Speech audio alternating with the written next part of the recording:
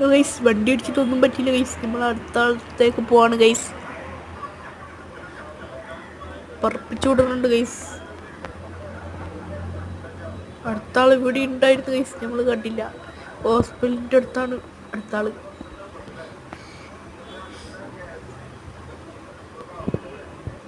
ഞങ്ങൾ ഹെൽമെറ്റ് ഒക്കെ ഇട്ട് പോവാണ് ഗൈസ്. ഹെൽമെറ്റ് ഇട്ടില്ലെങ്കിൽ 200 രൂപ ഫൈൻ ഗൈസ്. നമ്മളാ അടുത്ത ആൾക്ക് കൊടുക്കാൻ പോകണം ഗൈസ്.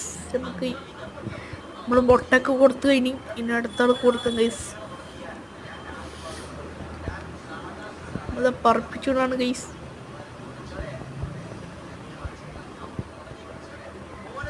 അടുത്ത ആൾ അവിടെ നിൽക്കുന്നുണ്ട് ഗൈസ്.